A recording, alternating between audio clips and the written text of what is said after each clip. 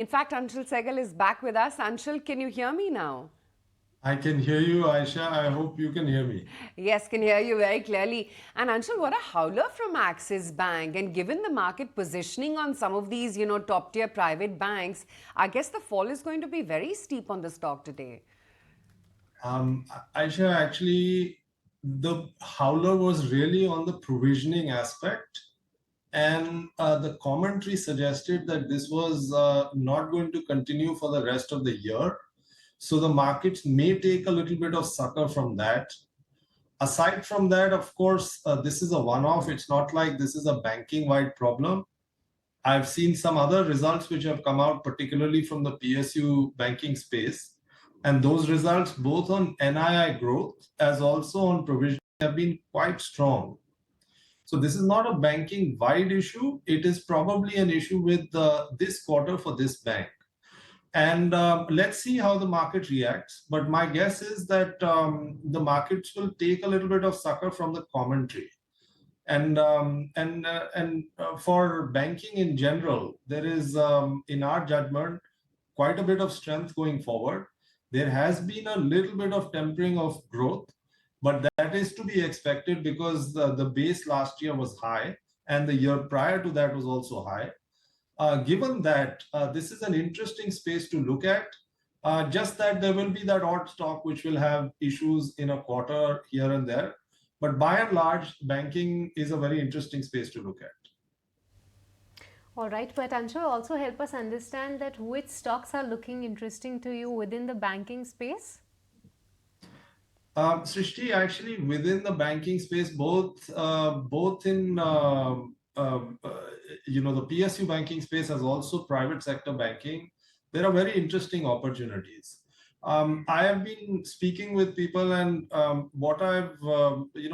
what comes to mind is that if you look at the PSU banking space, in the year 22-23, the banks really did exceptionally well because earnings did very well. Earnings came from a bottom and rallied quite meaningfully. Thereafter, the banks have consolidated in the year 24. However, if you look at the valuations, it's not like the valuations are out of whack. It is just that ownership had gone quite high in these banks in those 2 years, and that needed to be digested. Now, that digestion period has played out for the better part of the last year and maybe a year and a half. Having seen that, and now earnings starting to revive again, it looks like the PSU banking space looks quite interesting. Also, for SBI in particular, which is the leader, you have a QIP which is 25,000 crores, and what one hears is that the appetite is for as high as 1 lakh crores. So that tells you what is the interest in this space. Even in the private sector banks, some of the leading private sector banks for the last, say, 4 or 5 years have consolidated, have gone nowhere.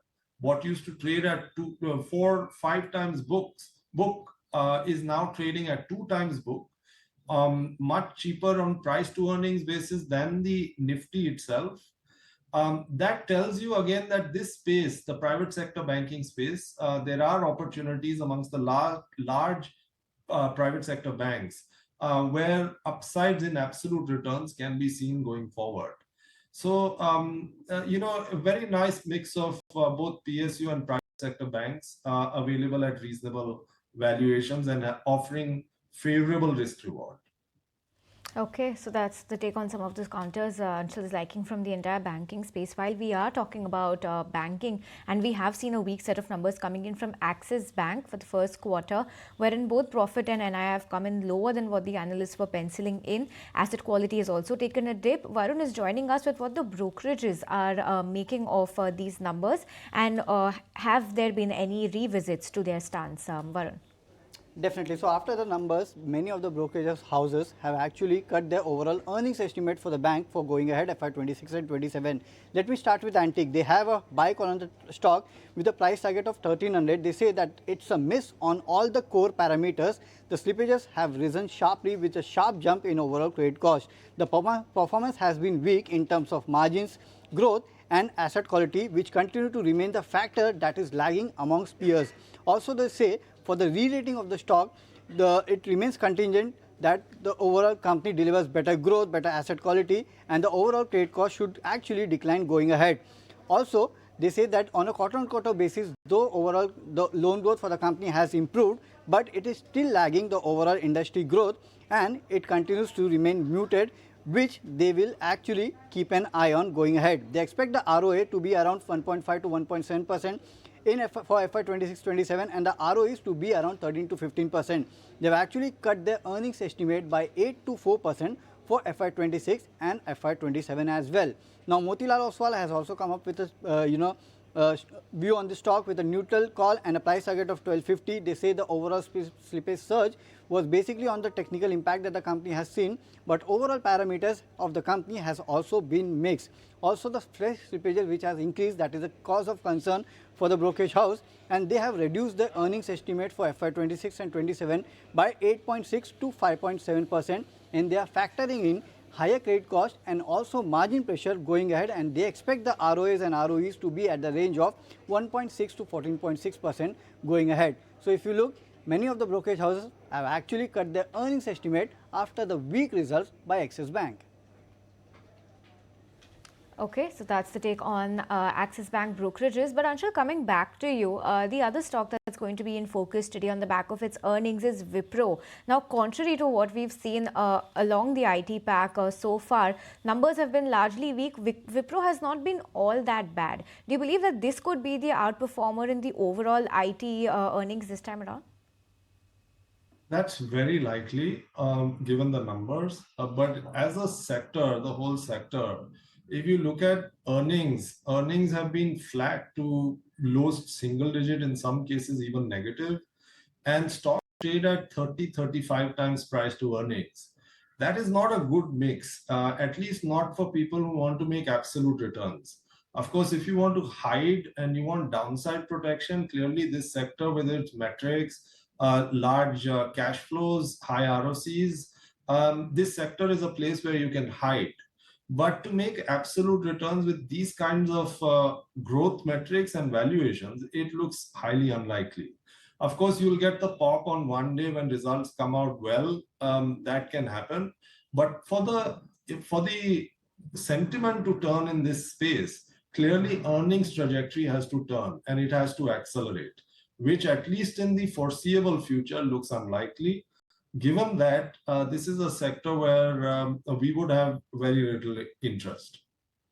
Okay, very little interest when it comes to the IT pack for sure. But other than banks, Anshul, where else do you think the meaningful surprises on the positive side could come by this earnings? Aisha, in the NBFC space, I think that what has happened is government and RBI have realized that for growth to come, the last mile has to get liquidity. And they had, over the last few years, given what had happened in the NBFC space post IL&FS debacle, they had constrained liquidity to the NBFCs. And as a result, the last mile was to some extent constrained of liquidity. In the last 6 months, many of those constraints have been taken away. So there is a realization that liquidity has to flow, and NBFCs are the best route for that liquidity to go to that last mile. And as a result, this space, in our judgment, will see growth, is likely to see even better than expected growth going forward. In fact, on valuations, this space has consolidated again for a very long period of time. Hence, valuations are also reasonable. Taken both of those things together, it looks like this is a very interesting space to look at. Then the long-term theme of manufacturing capital goods in this country, that I think is a running theme which will over the next 5-10 years create tremendous value. And we think that that is a space to be in for sure. Aside from that, there are obviously the stock-specific opportunities, both in pharma as also in consumer durables and a home improvement space. So opportunities galore, but you will have to really dig deep and find growth opportunities in this market. But Anshul, many are warning against the valuation some of these defense stocks are sitting at. What is your own sense whether it's they're priced to perfection right now, and should one look at booking profits at least partially here? Aisha, we were early investors in defense. I still remember that in the year 21, towards the end of that year, many of these companies were trading at 4 or 5 times price to earnings. And they had order books which covered nearly 6, 7 years of revenues. So at that time, the pendulum was on the completely opposite end where nobody had interest and the stocks were really trading very cheap. Fast forward 3 years, many of these stocks are up 10x, 20x. Bharat Dynamics, in particular, used to be a 3,000 crore market cap company. It went up to as high as 60,000 crores in a period of 3 to 4 years. That tells you what kind of interest change has played out in this space and what kind of ownership exists here. And then if you look at valuations, companies are trading at 50, 60 times price to earnings, up from 3, 4, 5 times price to earnings. Now, this shift in interest clearly tells you that from here to make those kinds of returns, or in fact, any returns, is going to be not easy. And much of the future is already built into prices. So one would have to be very cautious at this time before entering into this space. Of course, there will be that odd stock where you will find opportunity, but on a sector-wide basis, ownership is high, expectations are high, and that's not a very good setup to make absolute returns going forward. So we would be tempered in this space at this time.